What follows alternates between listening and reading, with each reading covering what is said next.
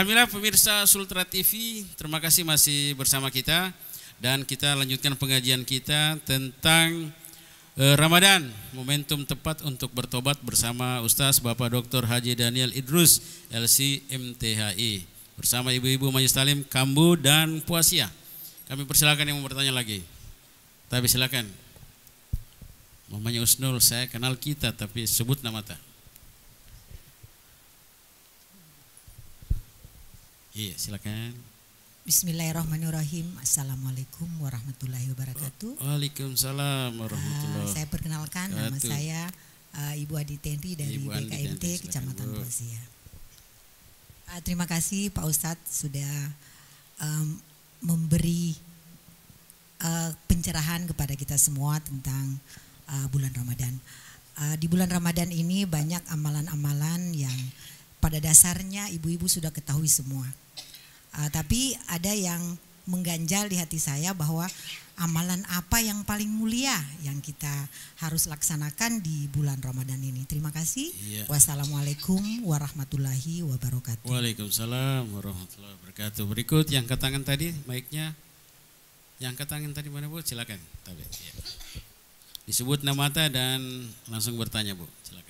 Assalamualaikum warahmatullahi wabarakatuh. Waalaikumsalam warahmatullahi. Nama saya Ibu Naima kami dari Majelis Taklim Az-Zaitun, Kecamatan Kambu. Silakan Bu. Ini Pak Ustadz hanya singkat saja pertanyaanku.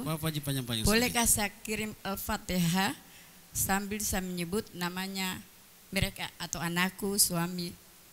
Itu yang saja sudah, Pak Ustadz. Yang masih hidup dan yang masih hidup. Baik. Assalamualaikum warahmatullahi wabarakatuh. Waalaikumsalam warahmatullahi wabarakatuh. Silakan ibu yang ketiga yang terakhir, silakan Bu. Tabe ya. Berdiri Bu. Assalamualaikum warahmatullahi wabarakatuh. Waalaikumsalam. Nama saya Sunaryati dari Majelis Talim Az-Zaitun. Yes, silakan Bu. Pertanyaan saya ringkas Pak Ustadz. Di sini para ulama diwajibkan katanya menganjurkan kita untuk membaca salah satu surah di hari pertama memasuki bulan Ramadan. Surat Al-Fatihah ya Pak Ustadz. Surah apa Bu? Surat Al-Fatihah. Al-Fatihah. Iya. Mohon penjelasan Pak Ustadz apa faedahnya. Makasih Pak Ustadz. Assalamualaikum warahmatullahi wabarakatuh. Waalaikumsalam warahmatullahi wabarakatuh. Baik, kita langsung dengarkan jawaban dari Pak Ustaz. Ada 3 Bu. Dari Ibu Tenri pertama, amalan yang paling mulia. Mungkin dihubungkan saya dengan tobat dulu karena topik kita hari ini tentang tobat. Silakan Pak. Iya. Yang pertama, semua amalan itu sesungguhnya terbaik. Amalan mulia semuanya amalan terbaik. Tetapi di dalam bulan Ramadan ada amalan yang sesungguhnya amalan itu hanya untuk Allah dan Allah sendiri yang akan membalasnya. Sebagaimana dalam hadits qudsi Allah Subhanahu wa taala berfirman, Rasulullah sallallahu alaihi wasallam bersabda, "Kullu amali ibni Adam lahu illa siyam fa innahu li wa ana ajzi bih." Semua amal anak cucu Adam itu untuk dirinya. Salat, zakat, haji, umrah, sedekah, wakaf, lahu. Kullu amali ibni Adam lahu. Semuanya ini untuk dirinya.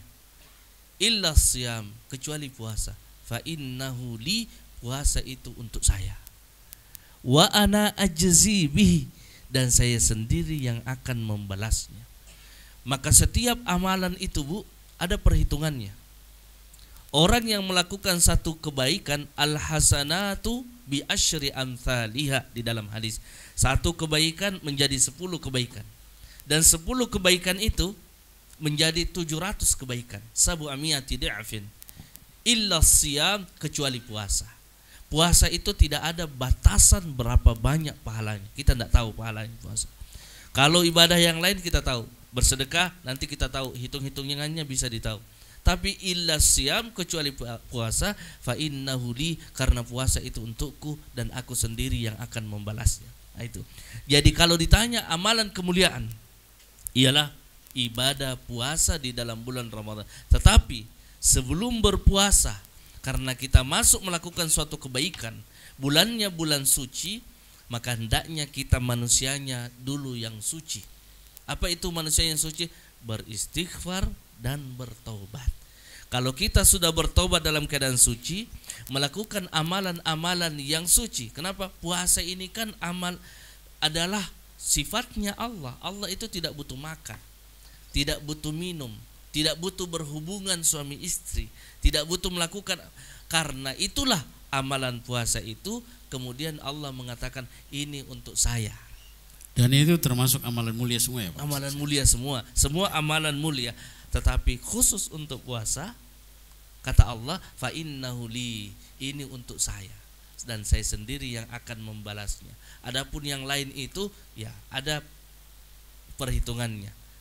Ada perhitungan, maka puasa ini tidak diketahui berapa pahalanya orang yang berpuasa, karena dia hubungan dia dengan Allah. Yang rahasia kita puasa atau tidak Allah yang tahu Pak. Tidak ada yang tahu. Siapa tahu dia air sedikit. Telan air sedikit, tidak ada yang tahu, Bu. Cicipi apa? Itu tidak ada yang tahu. Begitu ya Bu Tendri. Tabe berikutnya Ibu Naima Pak, tentang Fatihah itu yang kita kirimkan kepada anak kita yang supaya sehat-sehat. Bolehkah saya setiap pagi berdoa? Yang pertama saya berdoa misalnya untuk orang yang sudah meninggal, saya kirimkan surah Al-Fatihah. Doa yang terbaik itu doa yang berasal dari Al-Quran dan hadis.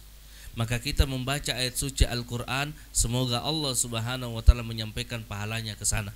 Yang kedua, bolehkah saya mendoakan orang yang masih hidup dengan mengirimkan surah Al-Fatihah? Boleh. Kenapa? Surah di dalam Al-Quran itu semuanya bernilai ibadah, semuanya penyembuh. Makanya di dalam Al-Quran dikatakan wa nunazzilu minal Qur'ani ma huwa syifa, dan kami turunkan Al-Quran itu dia menjadi apa Bu? Syifa. Syifa itu berbeda dengan dawa. Dawa itu obat. Bodrex itu disebut dengan dawa. Paracetamol, antalgin itu namanya dawa dalam bahasa Arab. Dawa itu obat, tapi bukan penyembuh. Dia cuma sarana saja, dia cuma wasilah. Tetapi Quran disebut dengan syifa. Syifa itu penyembuh, lebih tinggi syifa daripada dawa. Itu. Jadi boleh saya mengirimkan surah Al-Fatihah? Boleh, dan itu bagus. Termasuk yang sudah meninggal. Termasuk yang sudah meninggal. Kita kirimkan. Sampai paling kalau ada yang tidak percaya, meninggal suruh kembali. Meninggal dulu suruh kembali. Kemudian kalau tiup air untuk anak-anak kita bacakan Fatihah, tiup. Nah itu boleh. Penelitian di Jepang. Ibu-ibu pernah dengar ya? Penelitian di Jepang membacakan ayat suci Al-Quran itu membentuk molekul-molekul yang baik, ya, di dalam air orang Jepang. Sehingga apalagi kalau ayat suci Al-Quran yang dibacakan itu air. Ini penelitian. Kalau lagu dangdut yang dinyanyikan di depan air itu molekulnya juga berbeda. Lagu rock juga berbeda. Tapi kalau dibacakan ayat suci Al-Quran, maka dia molekul kristal di dalam air itu terbentuk dengan baik. Itulah yang berpengaruh itu. Ya, tapi Pak Ustaz katanya juga ini ada ibu-ibu kalau sudah tidur suaminya, dia tiup-tiup juga pakai rok supaya jangan kawin lagi. Mana gitu? Bisakah begitu? Kita aja. Tapi jadi, bisa juga begitu ya, didua-duakan di. Jadi memang suami sementara tidur. Bolehkah kita doakan suami? Kalau kita lihat gerak-geriknya kira-kira dia sudah berubah ini suamiku. Sementara tidur. Boleh Bu. Itu boleh Bu. Boleh Bu. Boleh. Tidur suami kita doa di. Tapi kalau salah doa tambah lagi mamanya. Kita bercanda Bu ya. Baik Pak Ustaz, yang ketiga yang terakhir Ibu Surati yang surah Al-Fatah. Faedahnya seperti apa sesungguhnya Pak? Itu anjuran ulama, tapi tidak ada di dalam hadis Nabi untuk menganjurkan seperti itu. Itu anjuran ulama.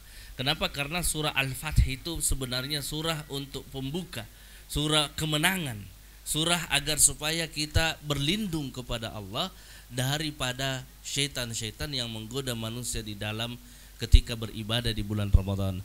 Memang ada para ulama yang menganjurkan seperti itu, tetapi kalau kita cari, adakah hadisnya Ustaz? Adakah dalilnya? Tidak ada dalilnya untuk seperti itu. Tapi faedahnya ada juga. Faedahnya Untuk ya sesuai dengan yang diamalkan oleh para ulama itu. Ya. Baik. Selanjutnya kesimpulan Pak Ustaz tentang topik kita hari ini. Tabe, silakan Pak.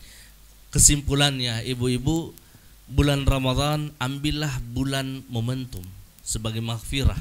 Setiap kita punya dosa, dan hamba yang paling terbaik ialah ketika dia sudah melakukan dosa, dia kembali kepada Allah, bertobat kepada Allah. Senang kepada seorang hamba itu kalau dia kembali kepada Allah Subhanahu wa taala. Yang kedua, setiap jalan-jalan untuk memasuki melakukan suatu kemaksiatan, berusahalah kita untuk menutupinya, karena dengan cara seperti itu kita tidak akan termasuk ke dalam orang-orang yang berbuat zalim, baik diri sendiri maupun orang lain, suami dan lain sebagainya.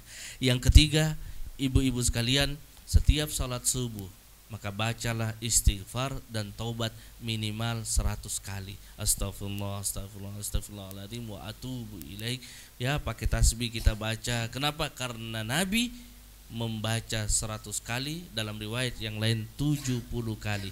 Dan jangan lupa, ada yang disebut dengan Sayyidul Istighfar, tuannya istighfar. Allahumma anta rabbi la ilaha illa anta khalaqtani wa ana abduka wa ana ala ahdika wa wa'dika mastata'tu a'udzu bika min syarri ma sana'tu abu laka bi ni'matika alayya wa abu bi dzambi faghfirli fa innahu la yaghfiru dzunuba illa ant. Satu kali saja kita baca Sayyidul Istighfar. Siapa yang membaca Sayyidul Istighfar ini, insya Allah dia meninggal dalam keadaan baik. Nah itu, amin. Baik, makasih banyak Pak Ustaz. Pemirsa Sultra TV, akhirnya sampai di sini jumpa kita dalam program acara Syiar Ramadan dengan topik hari ini tentang Ramadan, momentum tepat untuk bertobat, bersama Bapak Dr.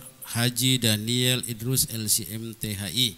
Akhirnya dari Rumah Jabatan Wali Kota Kendari, kami yang bekerja sama pemerintah Kota Kendari, Sultra TV, BKMT Kota Kendari, dan Majelis Ulama Indonesia Kota Kendari undur diri untuk hari ini 10 Ramadan 1444 Hijriah. Billahi taufik wal hidayah. Wassalamualaikum warahmatullahi wabarakatuh. Siar Majelis Talim kurang besar. Siar Majelis Talim Kendari bergerak, Kendari bergerak, BKMT maju jaya. Alhamdulillah.